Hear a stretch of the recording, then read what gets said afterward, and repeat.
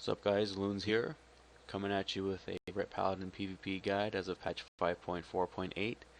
Now I know a lot of you guys around here are saying, how exactly do I play a Ret Paladin in this day and age without getting blown up or being absolutely terrible at it? Well, I'm here to help you out, give you a few pointers on how exactly to play at your very best as a Retribution Paladin. Now I'm not going to lie to you guys, it's not looking too good for Ret this expansion. So I can only help so much, but hopefully my teaching here will help you at least be somewhat all around decent in PvP. So without further ado, let's get started. Here we go. So starting off with our talents, we have Speed of Light, Long Arm of the Law, and Pursuit of Justice. Now I know a lot of you guys are just thinking, hey, this is a clear answer, Long Arm of the Law, and you guys are right. Long Arm of the Law it is. You pick this, you get a 45% sprint for 3 seconds every time you judgment. Pretty obvious. Let's move on to the next one. Now we got a choice between a Fear, a Repent, and a Stun. Another obvious one for Ret Paladins, Instant Cast, Ranged, and it's a Stun. Fist of Justice wins. Now this other one, this next tier of talents is kind of tricky. A lot of people think, Eternal Flame, every time you walk, it's kind of hot. The only problem about this is it's not exactly strong enough for Ret in PvP to be a good heal, let alone it's only, for you pretty much. You can't really help your team out with some crazy heals if you only have a small hot. And then Sacred Shield, that's just absolute garbage for PvP, and let's just disregard it. So the clear winner would be Selfless Healer, which every time you judgment, your cast speed of your Flash of Light is decreased by 35% per stack, up to 3 stacks, and it gets 20% stronger used to heal others. So naturally, this is the clear winner when you're in arenas and you're trying to heal another person. All you gotta do is judgment a couple times, throw them a quick heal, they're up and ready to go, keep the fight going for a long time.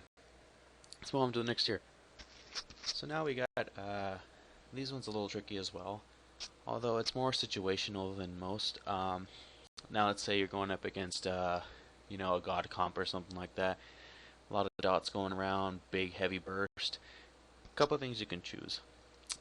Most likely in a threes game, the Ret Paladin is the main target for that comp, so I would go Unbreakable Spirit, which reduces the cooldown of our Bubble, our Divine Protection, and our Lay on Hands. Now, you can't use Lay on Hands in Arena or any other PvP pretty much, so we don't use that. But Bubble and our Wall, 30-second cooldown and the 2.5 minute cooldown, that's actually pretty awesome, and it's actually almost required in every other fight.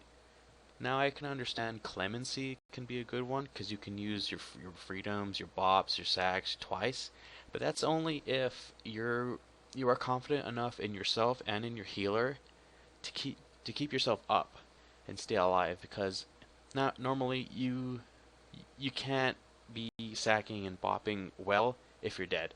So it's between you guys. Hand of Purity is garbage, just ignore it. Alright, let's go to our 75. We got some DPS cooldowns here. We got Holy Avenger, Sanctified Wrath, and Divine Purpose. Now, another obvious one would be Holy Avenger, which makes our Holy Power generating abilities deal 30% more damage and gives us 3 charges of Holy Power for the next 18 seconds. So naturally you'd pop this with Wings and Guardian, Crusader Strike, then you Templar, then you Judgment, then you Templar, then you Hammer, then you Templar, then you Crusader, then you Templar, and so on and so forth until pretty much your burst is gone. Sanctified Wrath, we don't use it, it's more like a PvE thing, not really into that. Divine Purpose, it was good in Kata when we didn't have to use talent for it. It is what it is. Level 90 talents.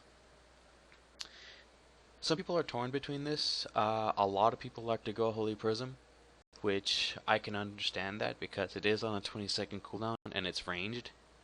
It does do a good amount of damage and healing, but the thing is it's more for those long fights that is kind of boring, not really bursty. So it's kind of situational. I would go Execution Sentence if you're just having fun in twos and trying to burst something down, because it actually does do a lot of damage when people expect it the least.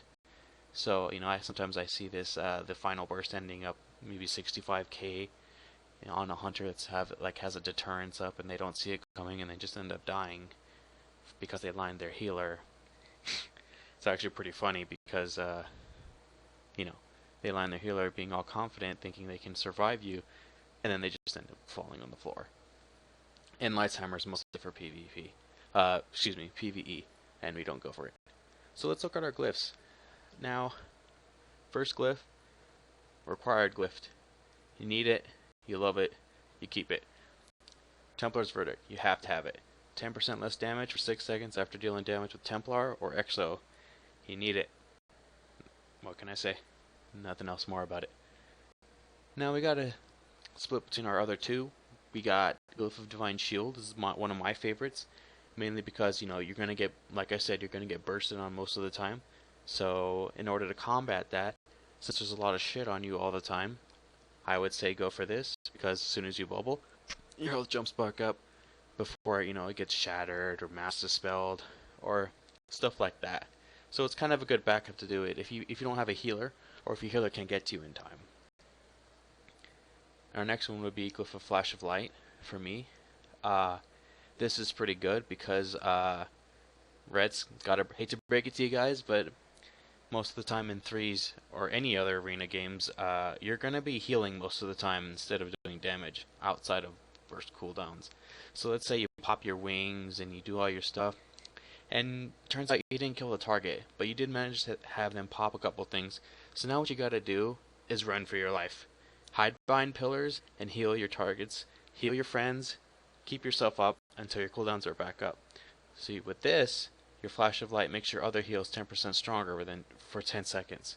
So that's your wogs, your execution sentence heals, your flashes, and everything you can do to heal yourself.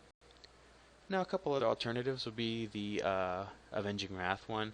I mean, I guess it's 1%. It's kind of like a Recuperate, but it's like a lot worse than Recuperate. Or you can go for Burden of Guilt if you're going up against casters. It's pretty good slow if you don't have one in your team, but most likely you're going to have one on your team. So it's your choice, really. So our next one we could probably go for is the Divine Protection. Again, very situational. If you're going up against kind of a hybrid cleave, kind of like maybe a DK or something with a mage and a warrior, you would use this just because as hard as mages hit, warriors can still get in your grill and kick your ass. So 20% for both sides, that's still pretty good, and it's almost actually required. The other talents, glyphs, would be probably Double Jeopardy. No, not really Hand of Sacrifice. You could probably go for the Word of Glory, just because you get about 9% more damage every time you wog, and you're going to be wogging a lot, especially when you're running. So I guess some of your ranged attacks will hit a little harder. Again, all situational, mostly side grades, and overall, not too important. But with everything else, it does help. So currently I'm running a special build. Normally Ret Paladins would go for something like haste for their main secondary stat. I'm actually doing something a little different. I've reforged everything out of haste into crit, and mastery is my main. Crit first, mastery second. As you can see here, I have almost like over 25% crit chance. And that's not just for damage. That's for healing too. So I can cast a couple flashes here.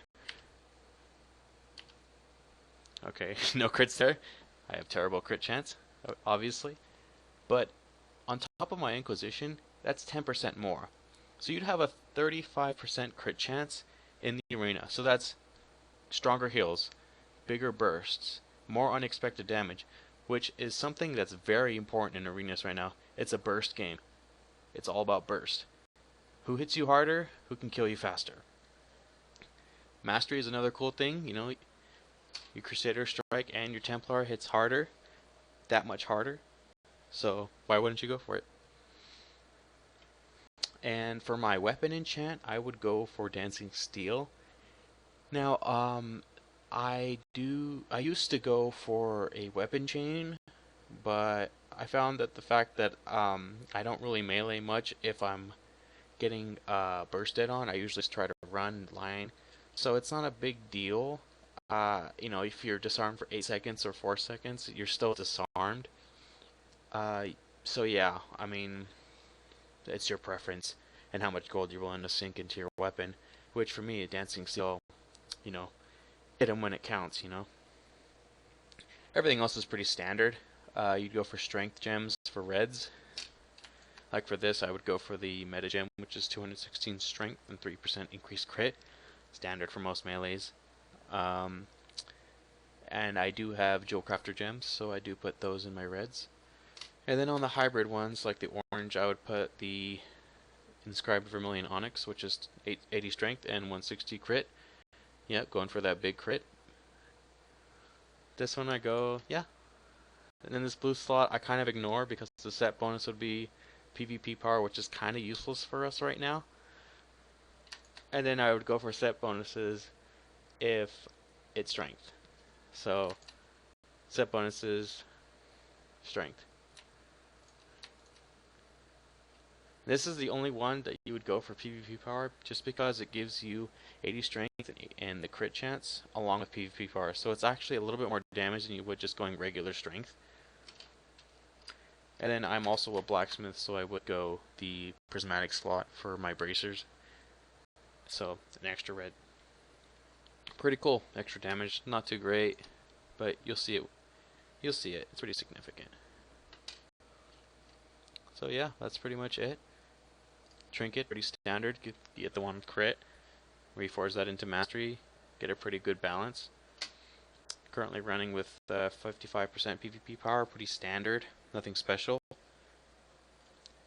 Put on my mastery buff.